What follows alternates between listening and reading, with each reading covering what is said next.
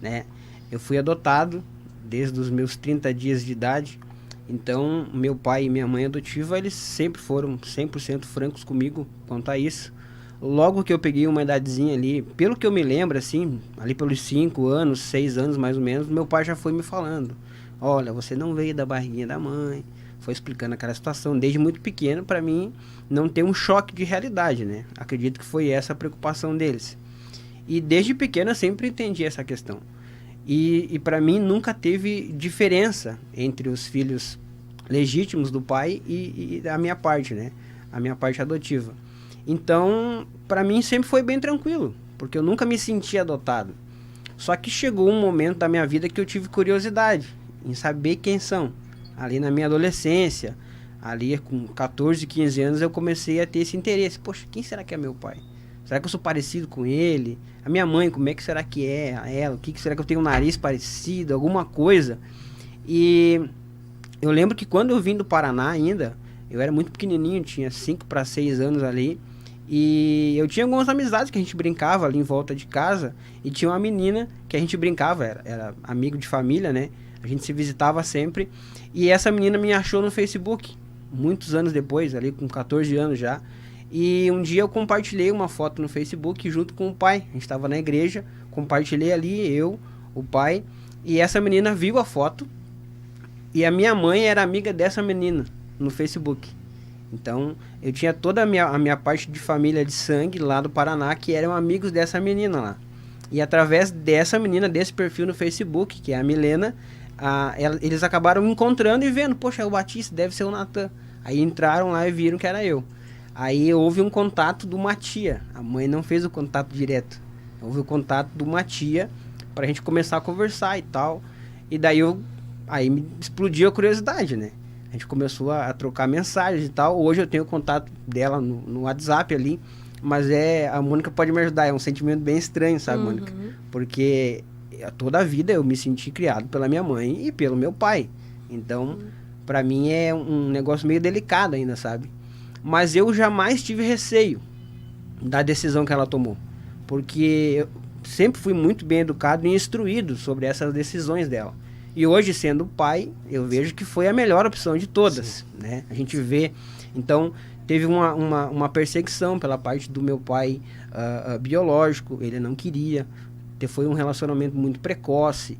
Então, gerou uma série de questões e fatores que ele pediu para ela não ter o filho, para fazer aborto. Então, uma série de perseguições, ainda eu nem sabia de nada, e já estava acontecendo isso daí tudo, entendeu?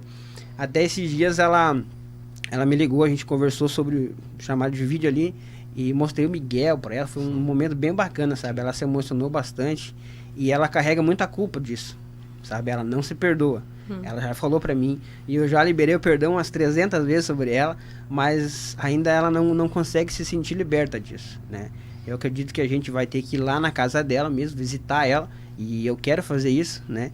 E a gente vai lá dar um abraço, levar o Miguel, levar o Isaac, que tá chegando aí também, pra ela conhecer e pra poder ajudar ela, né? Tirar isso dela, porque eu sei que é algo que tá fazendo mal pra ela. Ela já compartilhou comigo sobre isso, então eu acredito que é algo que vai libertar ela. É um peso que eu não carrego. Eu aprendi isso na minha vida com Cristo caminhando e meu pai me ensinando. Então, perdoei, não tenho nada contra e admiro a decisão dela, né? Poderia ter abortado, a gente vê infelizmente muitos casos aí hoje. Então, eu acredito que ela tomou a melhor decisão. E tô costurando a minha história, tô tentando fazer aquilo de melhor que eu posso para os meus filhos agora. E para as pessoas que estão em volta de mim sempre aí. Natan, eu não sei se... eu faço a pergunta e se você se sentir confortável para dividir, a gente, ou desconfortável, a gente vai entender. Até já havia conversado sobre isso. Tu disseste que com 30 dias tu foste adotado. É isso, Natan? Isso. E o processo anterior foi quase que um processo de sobrevivência. Foi. Né? A tua mãe teve que... com toda a bravura, né? Imagino que ela deve ter passado toda a gravidez sozinha, né? Muito provavelmente. E hoje, nós que temos 2 filhos, a gente sabe quantas vezes eu tive que pegar a Mônica, levar urgente para o pronto-socorro por alguma questão. A gente sabe que uma gravidez não é uma coisa tão simples assim. né? Então a gente consegue perceber assim um certo cuidado e também uma bravura dela, né? Exatamente. É quase que um heroísmo. Sim. É claro que... mas será que tu pode dividir com a gente assim como o teu pai te adotou? Como tu chegou até a família do teu pai hoje? Sim, então, a minha mãe biológica, ela morava aqui em Canudos. Interessante isso. Eu moro em Novo Hamburgo hoje, né? E daí, por conta dessa ameaça, dessa questão hostil da parte do meu pai biológico, ela foi pro Paraná, aonde moravam meus pais adotivos. Eu já tinha um irmão mais velho, o Rafael, e a irmã mais velha também, a Karina. E a minha mãe sentiu o desejo de ter mais um filho, né?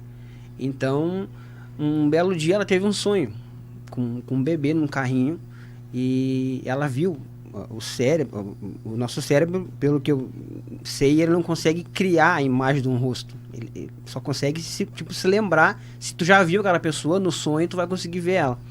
Então, ela viu o rosto do bebê, foi algo extraordinário. E dali 3 dias, lá na igreja, a minha mãe biológica, como não tinha condições de criar, eu já estava desnutrido, né, por conta das dificuldades financeiras dela e por ela ser muito nova também, teve uma série de problemas de saúde. Eu tive problema de saúde quando era muito pequenininho. O pai sempre contava, quando eu era pequeno, que a minha coxa da perna dava a grossura do dedão, assim. Então era algo extremamente complicado, né? E ela teve a decisão de levar na igreja. Interessante isso. E quando ela levou na igreja, a minha mãe chegou no final do culto para abrir lá, ver quem que era o bebezinho. Era o bebezinho que ela tinha sonhado. Exatamente. O mesmo rosto, tudo, sabe? E é muito lindo isso. Porque a gente hoje, tendo uma família, a gente vê a importância de uma decisão dessa, né?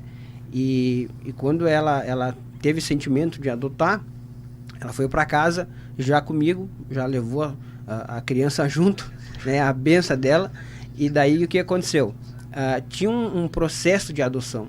Não era só chegar, que nem hoje, mas eu acho que hoje é mais burocrático ainda, né? Sim. Mas isso há quase 30 anos atrás, existia uma fila de 38 famílias na fila de adoção para adotar. E isso aí teve uma questão jurídica, tudo. Houve um tribunal e a minha mãe foi lá e fez até o juiz chorar. Né? Porque ela já tinha montado o quartinho, tudo em casa, tudo pronto, já estava comigo lá. Já sabia que era dela, né? Mas ela talvez precisaria entregar para a próxima família. Sim. Né? Então ela fez um discurso lá, o pai conta que foi um discurso lindo, até o juiz chorou. Acho que vem daí um pouco da lábia, né? E daí foi aí que aconteceu. Ela teve a decisão de levar na igreja, e lá na igreja então conectou com o sonho, o desejo da mãe, e o pai também queria, então foi ali que aconteceu, assim que eu cheguei na família Batista.